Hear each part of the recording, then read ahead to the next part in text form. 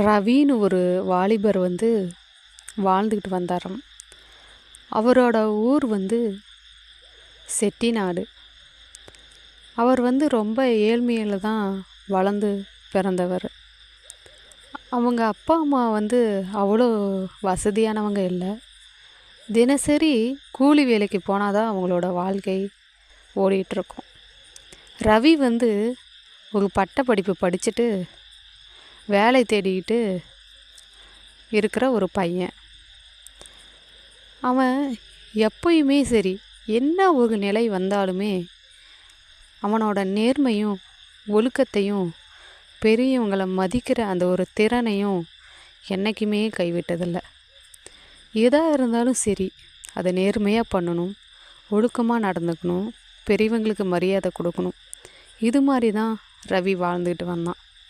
அவன் இது வரைக்கும் யாருக்கிட்டேயும் பொய் சொன்னதும் இல்லை, அடுத்தவங்களோட பொருளுக்கு ஆசைப்பட்டதும் இல்லை. இது மாதிரி ஒரு குணம் உடைய ஒரு பையன்தான் ரவி. அவன் ஒரு நாள் எதர்ச்சியாக சரி பூங்காவுக்கு போயிட்டு வருவோம் அப்படின்னு சொல்லிட்டு கிளம்புறான். அவன் வாரத்தில் ஒரு நாள் பூங்காவுக்கு போயிட்டு ஒரு சில நிமிடங்கள் பூங்காவில் நடப்பான்.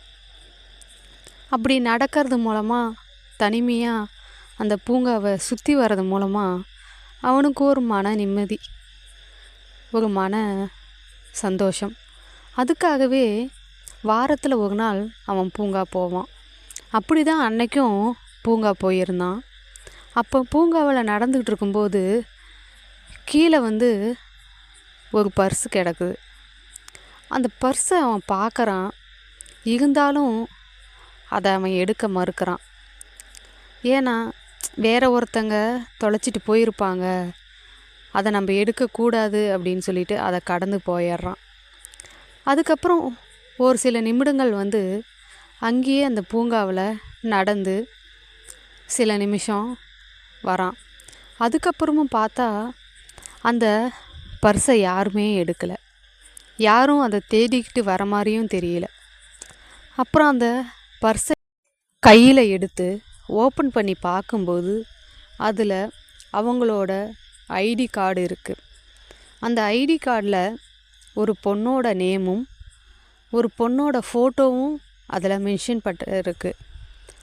அதில் மொபைல் நம்பரும் இருக்குது. அவன் சில நிமிடங்கள் அதை படித்து பார்க்குறான். அதுக்கப்புறம் இது முக்கியமான ஒரு பர்ஸு, இந்த ஐடி கார்டு இல்லைன்னா அவங்க ஒர்க் பண்ண முடியாது அப்படின்னு அவன் தெரிஞ்சுக்கிறான். அதுக்கப்புறம் அந்த மொபைல் நம்பருக்கு கால் பண்ணி அவன் பேசுகிறான். பேசுனதுக்கப்புறம் அந்த பக்கம் பேசுகிறது ஒரு பொண்ணு. ஹலோ, நீங்கள் உங்களோட பர்ஸை இங்கே மிஸ் பண்ணிட்டீங்க. இதில் உங்களோட பேர் அண்டு உங்களோட உங்களோட மொபைல் நம்பர் மென்ஷன் பட்டிருக்கு. அதை பார்த்துட்டு தான் உங்களுக்கு கால் பண்ணேன். நான் இந்த பூங்காவில் இந்த இடத்துல இருக்கேன்.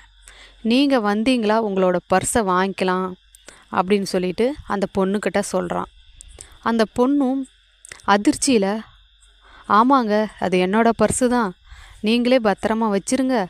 அந்த ஐடி கார்டு இல்லைன்னா என்னால் ஒர்க் போக முடியாது, ரொம்ப இம்பார்ட்டண்டான பர்ஸு, அதில் முக்கியமான பொருள்லாம் வச்சுருக்கேன், என்னோடய ஐடியும் ரொம்ப முக்கியம், நீங்கள் அங்கேயே வெயிட் பண்ணுங்கள், நான் வந்துடுறேன் அப்படின்னு சொல்லிட்டு அந்த பொண்ணு கிளம்பி வரா. அவனும் எங்கேயுமே போகாமல் அந்த இடத்துலையே சில நிமிடம் நிற்கிறான், நடக்கிறான். இப்படியே திட்டத்திட்ட ஒரு அரை மணி நேரம் போனதுக்கப்புறம் அந்த பொண்ணு வராங்க. அந்த பொண்ணு வந்ததுக்கு அப்புறம் அந்த பையனை பார்த்துட்டு, நன்றிங்க, நீங்கள் மட்டும் இல்லைன்னா என்னோட பர்ஸ் எனக்கு கிடச்சிருக்க அப்படின்னு சொல்லிட்டு அந்த பொண்ணு ரவிக்கு மனதார நன்றி சொல்கிறா. அதுக்கப்புறம் நன்றி சொல்லிட்டு, என்னோட பர்ஸை நீங்கள் கொடுத்ததுக்காக இந்த பணத்தை வச்சுக்கோங்க அப்படின்னு சொல்லிட்டு அந்த பொண்ணு ரவிக்கிட்ட கொடுக்குறா. ஆனால் அதை வாங்கிறதுக்கு ரவி மறுக்கிறான். அதற்கு அப்புறம் ரவி இல்லைங்க, எனக்கு வேண்டாம், நான் யாராக இருந்தாலுமே இப்படி தான் செஞ்சுருப்பேன். நான் எப்பயுமே நேர்மையாக இருக்கணும்னு நினப்பேன். அதனால தாங்க உங்ககிட்டயே உங்கள் புகழை ஒப்படைச்சேன். அதுக்காக நீங்கள் நன்றி சொல்லிட்டீங்க. அதுவே எனக்கு போதும்.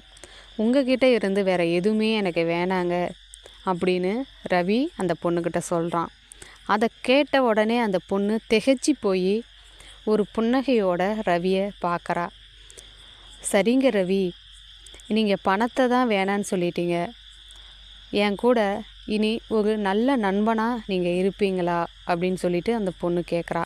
அதுக்கு ரவி, கண்டிப்பாக நான் எப்போதும் இருப்பேங்க, நீங்கள் எப்போ வேணாலும் என்கிட்ட பேசலாம் அப்படின்னு சொல்லிட்டு ரவி சொல்கிறான். அதுக்கப்புறம் ரவியும் அந்த பொண்ணும் இணைப்பிரியாத நண்பர்களாக மாறிடுறாங்க.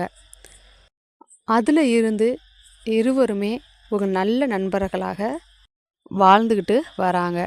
This video sponsored by BuyMote e-shopping app. BuyMote e-shopping app, one of the online shopping app. New available on Play Store and App Store. Link in description. Check it now. Product review.